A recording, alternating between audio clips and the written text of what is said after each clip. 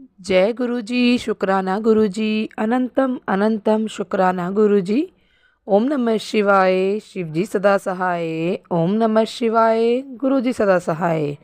गुरुजी के चरणों में कोटि कोटि प्रणाम और सारी संगत जी को जय गुरुजी। संगत जी, गुरुजी ने हमें माध्यम बनाया है आपके लिए कि हम लोग गुरुजी के सत्संग आप लोगों के जो होते हैं उन्हें और दूसरी संगत जी तक पहुँचाएँ। ये सेवा बख्शी है आप लोगों के लिए। तो संगत जी, आप अपना सत्संग लिख कर या रिकॉर्ड करके व्हाट्सएप या जीमेल पर भेज सकते हैं। आपका सत्संग भी दूसरे संगत जी के साथ ज़रूर शेयर किया जाएगा। और संगत जी, गुरु जी कहते हैं सत्संग सुनने वाले का भी भला, सत्संग सुनाने वाले का भी भला। तो संगत जी, सत्संग को पूरा सुने, अच्छा लगे तो दूसरी संगत जी के साथ सत्संग को शेयर करें, ताकि और जो संगत हैं उनके कुछ सवाल होंगे उनको आपके माध्यम से, सत्संग के माध्यम से उनके जवाब मिल सके। तो देर ना करते हुए सत्संग को शुरू करते हैं। जय गुरु जी। जय गुरु जी, शुक्राना गुरु जी। ये मेरा दूसरा सत्संग है। मैं गुरु जी से हाथ जोड़ के प्रार्थना करती हूँ। मैं जो सत्संग शेयर कर रही हूँ, गुरु जी आशीर्वाद दें। मैं अपना दूसरा सत्संग शुरू करने से पहले गुरु जी का मंत्र जाप करना चाहूँगी। आप सब मेरे साथ गुरु जी का मंत्र जाप करें। ओम नमः शिवाय, शिव जी सदा सहाय। ओम नमः शिवाय, गुरु जी सदा सहाय। ओम नमः शिवाय, शिव जी सदा सहाय। ओम नमः शिवाय, गुरु जी सदा सहाय।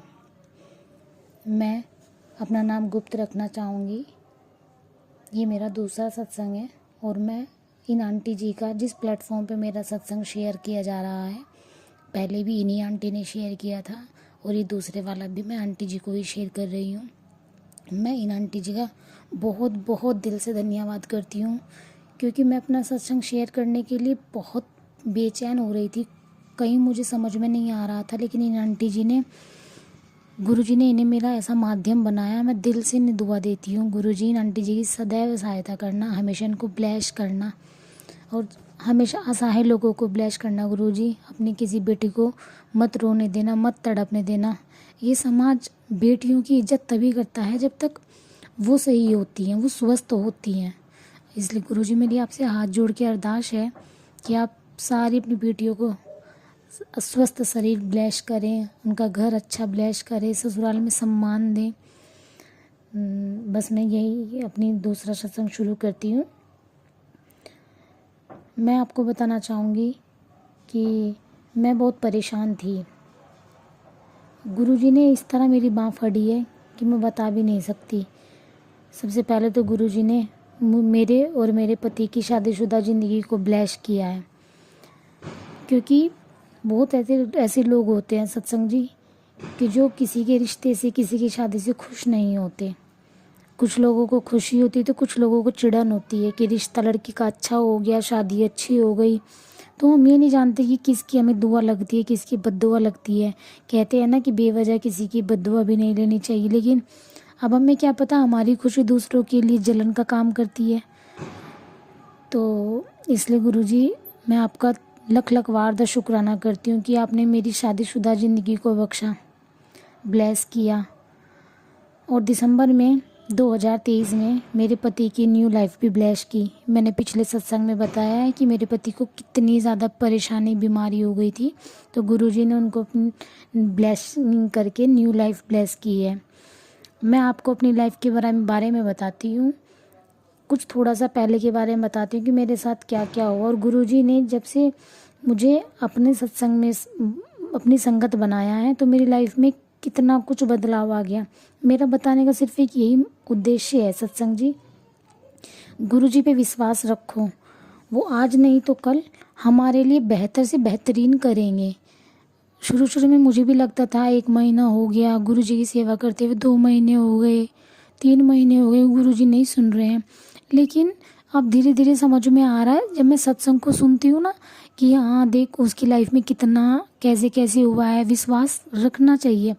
हम जो चीज़ मांगते हैं वो हमें मिलेगी, लेकिन कुछ कष्ट होंगे, कुछ नकारात्मकताएं होंगी जिसे गुरुजी ख़त्म करके वो हमारे लिए अच्छे से अच्छा करके बेहतर से बेहतरीन करके देंगे। शादी के 2 महीने बाद ही मेरे पेट में दर्द होना शुरू हुआ। दर्द पीरियड्स टाइम में होता था और लेफ़्ट साइड में जो ट्यूब होती थी उसमें एक असहनीय दर्द होता था जिसके बारे में कल्पना भी नहीं की जा सकती। और वो ट्यूब में इतना दर्द होता था, लगता था कि बस अब तो मौत आ जाए। अगली बार के पीरियड होने से पहले उसी महीने में इतना डर लगने लगता था कि फिर से पीरियड आएंगे, फिर से वो दर्द होगा। ऐसा मन करता था कि उस जगह को चाकू से काट कर उसे बाहर निकाल दूँ। और पता नहीं सत्संग जी साथ ही साथ में गंदे सपने भी आने शुरू हो गए थे। मैं नहीं जानती थी मेरे साथ ये सब क्यों हो रहा है, क्या हुआ है मुझे। ना जाने हमने इन 2 सालों में कितने डॉक्टर्स को दिखाया, मेरठ, मुजफ्फरनगर, आपका लखनऊ, आपका कमांड हॉस्पिटल, एमएच, इतने स्पेशलिस्ट डॉक्टरों को दिखाया, एमआरआई तक कराया, लेकिन किसी को ये समझ में नहीं आ रहा था कि आखिर प्रॉब्लम कहाँ है। कोई डॉक्टर कुछ बताता था, कोई डॉक्टर कुछ बताता था। हम डॉक्टर से बोलते थे, सब डॉक्टर हमें अलग अलग क्यों बताते हैं। संगत जी मैं आपको बता भी नहीं सकती कि कैसे दर दर भटके हैं हम। जिस इंसान को कोई चीज़ नहीं मिलती ना और उस इंसान को कोई ये बोल दे ना, इस पत्थर को पूज लो आपकी सब चीज़ अच्छी हो जाएगी जीवन में, एक वो स्थिति सी आ गई थी। और आपको पता है जब लोग असहाय होते हैं ना तो कोई भी कुछ भी ताना मार के चला जाता है, 4 बात बना के चला जाता है, और एक अच्छा भला खासा इंसान, समझदार इंसान पागल की तरह देखता रहता है। ये सब हुआ है मेरे साथ सत्संग जी। मैं गुरुजी का लख लख वारदा शुक्राना करती हूँ कि उन्होंने मुझे इस मुट्ठी भर संगत में चुना। माफ़ कीजिएगा संगत जी, बताने में बातें बहुत छोटी लगती हैं, लेकिन जब बीतती है ना तो बहुत बहुत पहाड़ जैसी लगती है।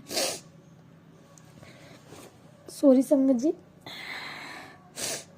मैं जानती हूँ आज मेरा सत्संग थोड़ा लंबा होने वाला है, क्योंकि मैंने अपने सब कुछ लिख के धीरे धीरे अपनी वॉइस में इसको कन्वर्ट करके फिर मैं आप सब तक पहुँचा रही हूँ।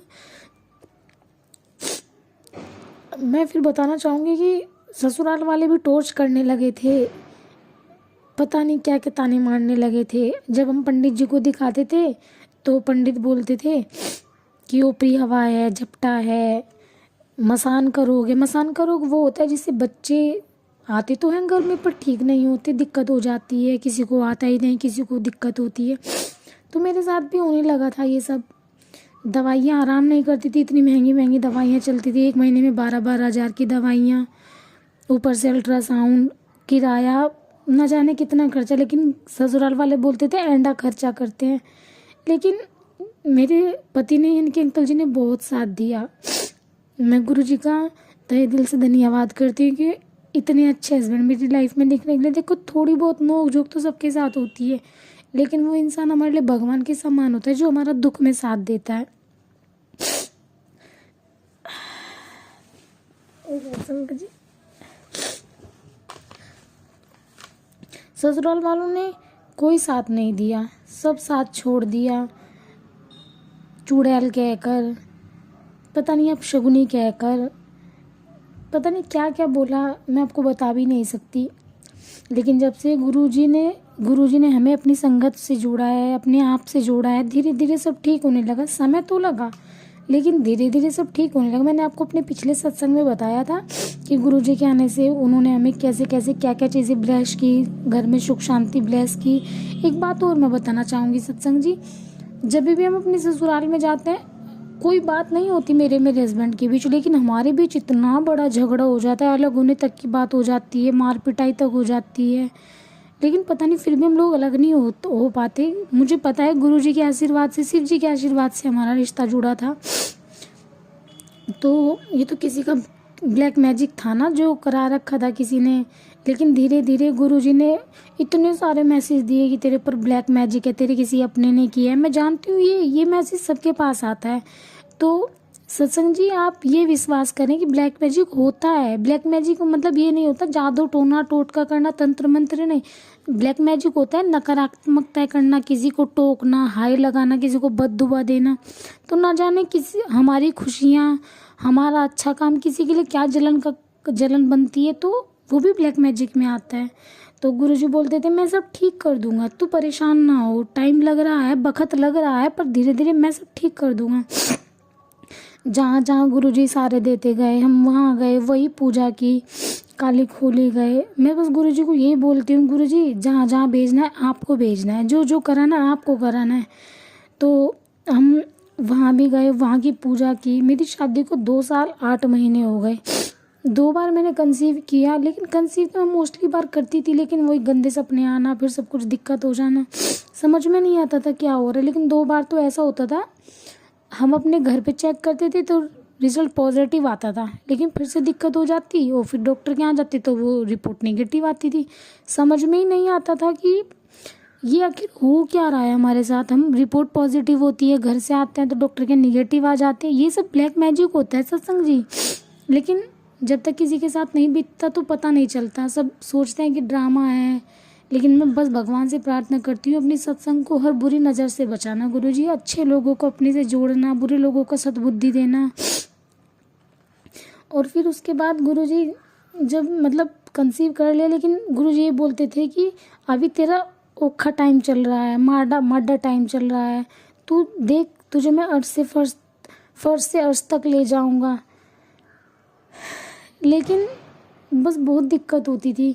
अब 2 साल 8 महीने बाद 31 मार्च 2024 को आज मैंने अपना प्रेगनेंसी टेस्ट किया। सत्संग जी ये गुड न्यूज़ तो है, लेकिन अभी थोड़ा क्लियर नहीं हो पाया। लाइन आई है पर बहुत हल्की। मैं गुरुजी से यही अरदास करती हूँ, गुरुजी अब औखा टाइम, बस मड्डा टाइम काट दो, अब अपनी मेहर कर दो गुरु पिताजी। और एक बात बताऊँ, आज 31 मार्च 2024 से सुबह सुबह पहली बार जब से मैं गुरुजी से जुड़ी हूँ, सितंबर से 2023 से, और आज पहली बार मुझे गुरुजी ने अपने ड्रीम दर्शन दिए हैं। वो भी ऐसे, मैंने दीवार पे अपने हाथों से गुरुजी की पेंटिंग बनाई है, और फिर उसी पेंटिंग के अंदर मैं विष्णु जी की भी तस्वीर बना रही हूँ। बस इतना ही दिखाई दिया, बाकी कुछ नहीं सत्संग जी। बस मैं आपसे इतना ही बताना चाहूँगी, गुरुजी ने जो मुझसे बुलवाना चाहा वही मैंने बोला। क्या पता इसमें किसी सत्संग के लिए जवाब हो, कोई ये समझते हो कि काला जादू कुछ नहीं होता, ये मैसेज सबके लिए आते हैं। ये भी मैसेज आता है सत्संग जी की घर में कुछ रखा है निकाल, लेकिन मैंने बहुत कोशिश कर ली, मुझे कुछ नहीं मिला। 2 सिंदूर रखे हैं मेरे पास, लेकिन एक तो मेरे हस्बैंड ही गंगा घाट से लेके आए थे, जहाँ हम रहते हैं पास में गंगा है, और एक और रखा है। लेकिन आपको पता है कि सिंदूर ऐसे फेंका नहीं जाता, तो अभी मैंने निकाल के रखा हुआ है कि कहीं मंदिर जाऊंगी तो कहीं उसे इधर उधर रख दूंगी, फेंकूंगी नहीं, क्योंकि ये एक स्त्री का सुहाग होता है, इसको बाहर नहीं फेंकना चाहिए। तो बस अब मैं यही अरदास करती हूँ, गुरुजी आपने मुझसे बोला था कि मैंने तुझे 5 अप्रैल जो तारीख दी है गुरुजी ने मुझे, कि मैंने तुझे 5 नंबर की ब्लेसिंग दी है, तो मैं इंतज़ार कर रही हूँ 5 अप्रैल का। 5 अप्रैल को गुरुजी बस नन्हे मुन्ने से मेहमान की खुश खबरी हमारे घर में आ जाए। आप सब मेरे लिए दुआ कीजिए, गुरुजी से अरदास कीजिए।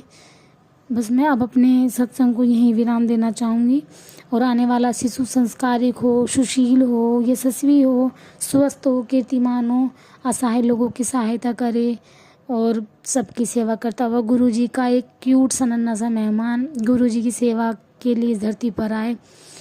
जय गुरुजी, शुक्राना गुरुजी, धन धन गुरुजी, जय मेरे मालिक सच्चे बादशाह, तेरी सदा ही जय हो।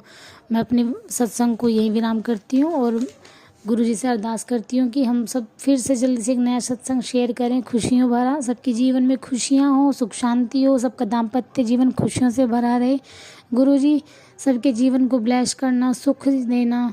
अब हम सब मिलकर गुरुजी का मंत्र जाप करते हैं। ओम नमः शिवाय, शिवजी सदा सहाय। ओम नमः शिवाय, गुरुजी सदा सहाय। थैंक यू आंटी जी, आप मेरा सत्संग शेयर करते हो। Thank you so much. जय गुरु जी। संगत जी, यदि सत्संग पसंद आया हो, सत्संग को लाइक करें, चैनल को सब्सक्राइब करें। सत्संग बोलने में कोई गलती हो गई हो तो कृपया क्षमा करें। और यदि आप भी अपना सत्संग दूसरे संगत जी के साथ शेयर करना चाहते हैं तो डिस्क्रिप्शन में दी गई ईमेल आईडी और व्हाट्सएप नंबर पर आप अपना सत्संग लिखकर या रिकॉर्ड करके भेज सकते हैं। आपका सत्संग भी दूसरे संगत जी के साथ ज़रूर शेयर किया जाएगा। और सत्संग को पूरा सुने, दूसरे लोगों के साथ शेयर करें, दूसरी संगत जी का भी भला हो सके और आपको भी गुरु जी की ब्लेसिंग मिल सके। जय गुरु जी, शुक्राना गुरु जी। सारी संगत जी को जय गुरु जी।